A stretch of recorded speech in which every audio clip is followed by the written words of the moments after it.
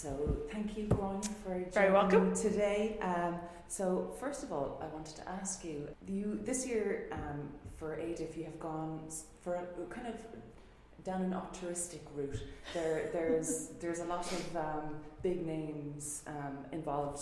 Pablo Larraín and Terence Davis were two that you mentioned at the launch the other day. What does it mean for the festival to have those names involved?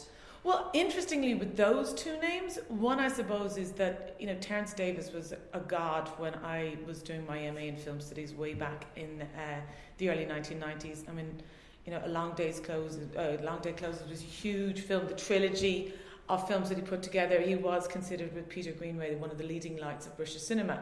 And I think his kind of slightly sporadic career since then, when he struggled to get certain films off the ground, hasn't in any way diminished his appeal amongst the sort of cinephiles or the sort of film community. And Pablo Larraín, at the other end, is a Chilean filmmaker who I think has made about 5 films in about 6 years or something. And with Jackie in the cinemas now, you actually have him. We're nearly a film behind, if you like, with the Pablo Larraín. But equally, he's got an incredibly distinctive style. So I think the interesting thing is that the film marks that point, or recognises that there are key figures whose new work is important, and that they have, through maybe dint of sheer persistence, basically, have managed to find their sort of place in the firmament. So Terence Davis is always going to be an influential and important filmmaker in British cinema, but could hardly be, I think, more different than Ben Wheatley. You have Michael Winterbottom, who I'd also consider to be an auteur, but again, like a chameleon, changes every film. And part of the joy, I think, of having a collection of very well-known names is watching that, is going expecting one thing and either receiving it, or watching somebody with this sort of flagrant disregard to auteur theory go off in a completely different direction.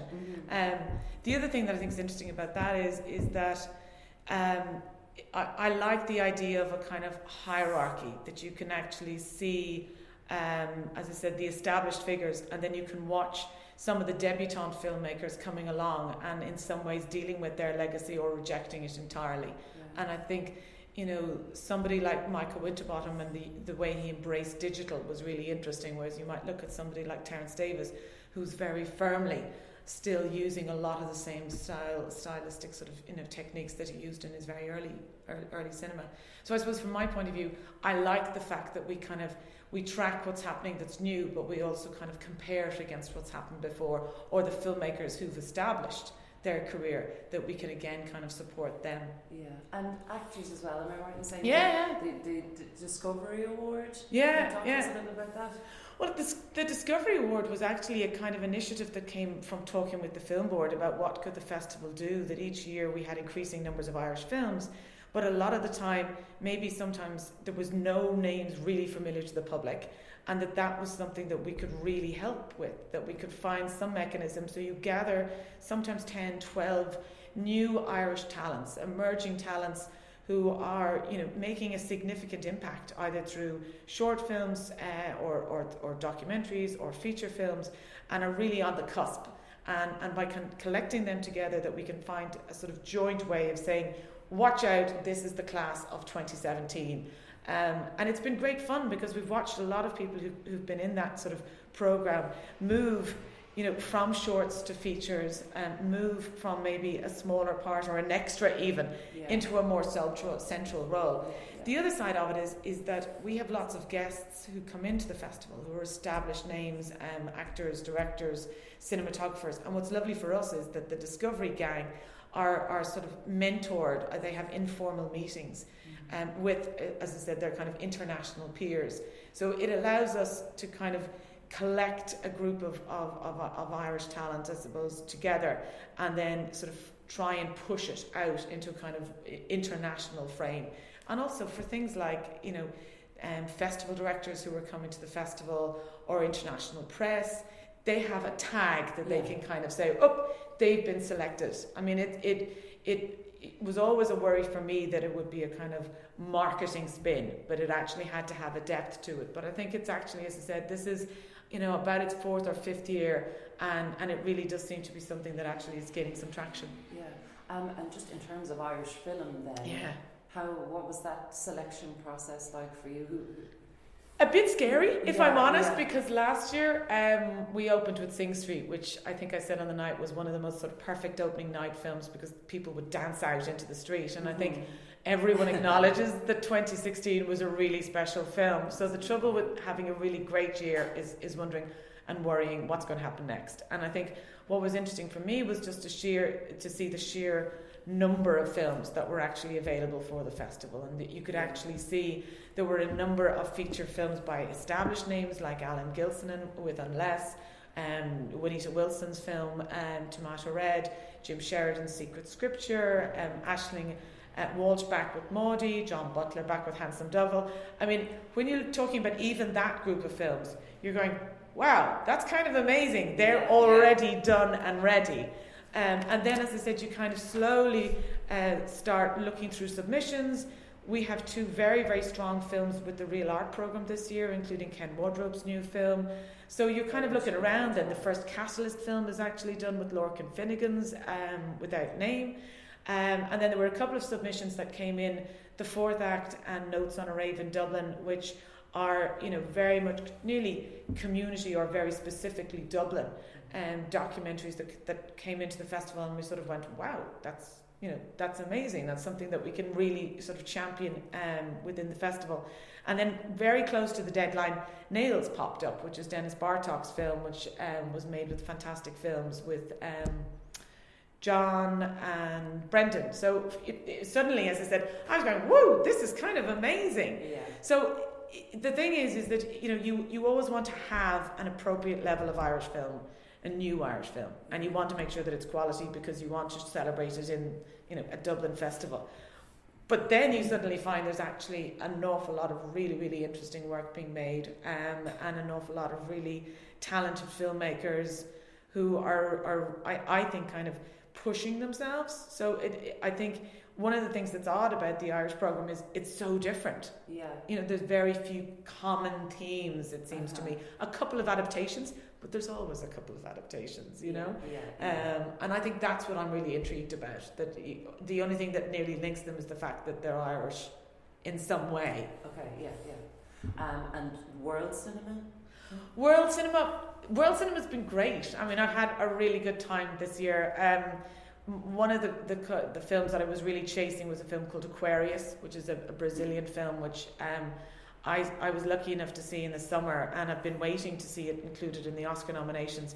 But it's from a director whose last film, Neighbouring Sounds, is one of my favourite films, and it's really, as I said, one of those films where you just don't want it to end. And I think one of the things that I sort of found this year was that we had some very long films, but we've also, I think, found an awful lot of films that are incredibly moving. I mean, there seems to be a lot of films that have a huge sort of emotional resonance to them, and Aquarius was absolutely one of those films. The Asghar Farhadi film, for instance, is another one that I mentioned. The Aki Kaurismäki, which is absolutely beautiful. And then I suppose the thing that was kind of intriguing for me was Fatih Akın's new film Shtick. He's a sort of German-Turkish filmmaker who I think has slightly been off our radar for a while, and he's come back with something really, really interesting. Transfiguration's a really interesting American indie film. 2 films that somebody recommended to me, which is My Entire High School Falls into the Sea and Donald Cried, which was really not last minute, but I kind of looked at the programme and went, wow, we've got Tana from the Southern Seas, we've got Alison McLean's new film from New Zealand, we've got Age of Shadows from Korea, we've got this wonderful kind of world perspective. Where's American Indies gone? Do you know what I mean? There seemed to be a gap. So Donald Cried and My Entire High School, and then that seemed to be a sort of subgenre of kind of comedies or comedies of embarrassment. So as I said, world cinema normally clicks in first, and then the Irish happens, but this year it was the other way around. The Irish programme was, as I said, kind of there. And then the very last minute edition of Emer Reynolds' film The Farthest, which is a delight from start to finish. There are lots of other things happening though throughout the festival. There's some special events and talks. I think Alexander Byrne, Oscar winner, will be a talk. Yeah. You guys are ADIFF is presenting Hugh O'Connor's portrait photography. Yes. Is that right? So there's lots of other things, that the people can that people can come along to. I mean, Alex is somebody I met actually on a jury at another film festival, and I just absolutely loved the diversity of her background, the way she talks about her work. So she started off with Kenneth Branagh doing, Hamlet and Henry V. So, it was very definitely sort of classical cinema in a sense.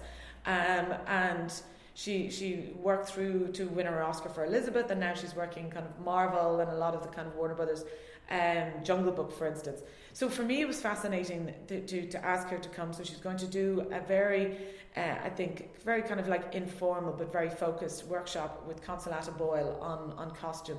And I think that's a really interesting initiative. It's now done with Warner Brothers Creative Talent. So it's about bringing people, as I said, to Dublin to talk about their work. Terence Davis is going to talk to Roddy Doyle. You mentioned Hugh O'Connor. As I said, when we knew there was going to be quite so much Irish talent, we asked Hugh to take photographs of the Irish talent, and we want to curate an exhibition which I hope kind of, can also bring a sense of what Dublin is to the festival, because he'll be shooting in and around Dublin. So he's a fantastic friend of the festival. We've worked with him many times. Indeed, he pops up in Handsome Devil. So it was something that we wanted to do. Ben Wheatley's back to do a masterclass. He's a kind of, I think, long-standing sort of supporter of the festival. He was here with Sightseers and High Rise last year. So you have that sometimes that relationship where somebody comes for the first time and then they come back again, or then you have other people who, as I said, you're kind of encouraging to come for the first time. So, but the other thing is also the Mindhorn film, which is comes from the mad and manic minds of the Mighty Boosh. Gave us an opportunity to tie in some of the Irish comedy writers and to put a panel together about that. And a film like Love Witch, which is this bizarre film about witches on the coast of California, gave us the idea of what is a cult film, and is there a possibility of using the festival to get, as the general public in and discussing how these terms that we use all the time, but what are they exactly? So it's not just industry and screen test and BAI workshops or for people who are working in the industry. It's also trying to move out into fringes where people can come in or dip their toe and then run away terrified or hopefully stay for more. You mentioned Mindhorn there again. Yes. If you had to pick and Notes on a Rave, I heard you mention Notes on a Rave as well at your presentation the other day, and that just sounds phenomenal. But if you had to say, recommend I'm going to get hit for this. Well, I mean, there are clues dropped in through what we've just been talking about. I mean, I will tell you very quickly a short story. I did go to see The Farthest at 9:30 in the morning, and on my own, and at the end I stood up and gave it a standing ovation in an empty cinema. I don't do that a lot, so I'd say for people who, as I said, it's about the Voyager space program, so I have absolutely no interest in that, but I do now, and it's all down to this film, so that would be one.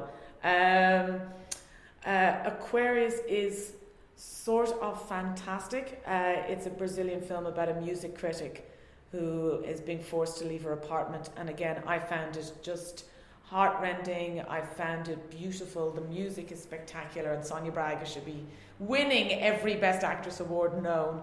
Now, let me think of another one that will actually kind of maybe contrast with them. Number three, and everybody waits with bated breath. I know. I Am Not Your Negro is Raoul Peck's documentary. It's based on the writings of James Baldwin, and it is narrated by Samuel L. Jackson, and it is just a riveting documentary. I mean, it's powerful, it's eloquent, it speaks so presciently about the 1960s, and yet seems now to be speaking with, I don't know, I mean, an ability to just cut through an awful lot of what we seem to hear on the radio all the time.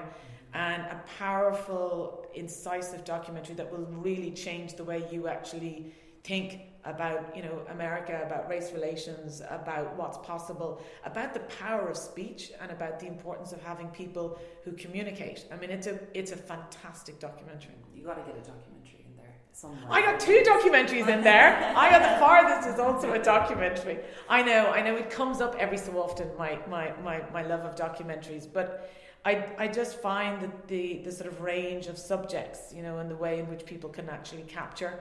As I said, Ken's film is very much like that. It's really interesting. The David Lynch documentary, for instance, it's all about David Lynch as a painter.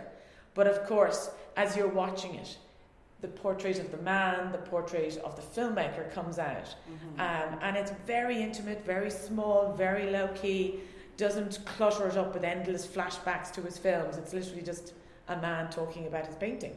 And you can come away thinking, wow, why would I ever watch those Sky Arts documentaries with everything jam-packed of clips and talking heads and reference points? I really got to know this person as an artist. So, I still, do love documentary as being, possibly has the greater capacity to surprise than feature films. But, having said that, there's an awful lot of films like Maudie, like Secret Scripture, that make you cry.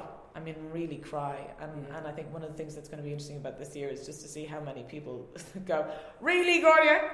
I've been crying for the last 10 minutes. And I'll go, I don't care. It's brilliant. And will they learn to love crying again, I think, And to be that moved.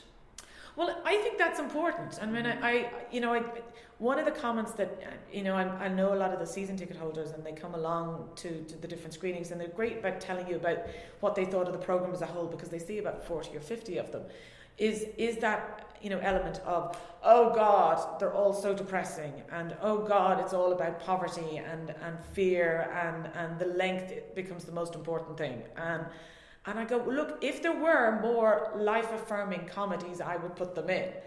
But the other side of that is also films that really, as I said, connect with you emotionally. And I think that there is a dreadful sort of tendency towards a kind of cerebral, look at me, I'm so clever as a filmmaker aspect to sort of contemporary cinema, that some of these films literally just zone in on you as an audience member and your emotions. They create real characters. They give you a sense of urgency, and then they hit you really hard with some aspect of the story. And there's nothing that you actually literally can't breathe. And then suddenly there's this release through tears, through whatever it is, whether it's the love story or the death or the tragedy or something. Yes. And I've seen it. I mean, it happened with the screening that I went to of Maudie. It's just huge, gasping gulps of sobs as something happens, and people afterwards saying that was amazing. It was nearly a form of catharsis, which is kind of interesting. But and also it's so horrible out at the moment, with the stories and the politics and everything, that I think it's quite nice to kind of find some, even if it is a slightly artificial way to sort of connect with other people. Well, we are here on Ormond Quay. Yes. Above box office, where anybody can come and get their tickets. Yes. You can go online and do all of that kind of thing as well. So the festival runs from the 16th to the 26th? It runs from the 16th to the 26th. We have a couple of other screenings, which I should mention, which is Fantastic Flicks, which is our young people's programme, which includes everything from Red Turtle and My Life's a Courgette and Lego Batman. Which of course I'm not allowed. I'm not allowed Forget to include. They're slightly before the 16th, but opening night is the 16th. But all the tickets for both the Young People's Programme and for the main festival are all online on diff.ie. Fantastic. Grainne Humphreys, thank you so much. Thank you. Okay.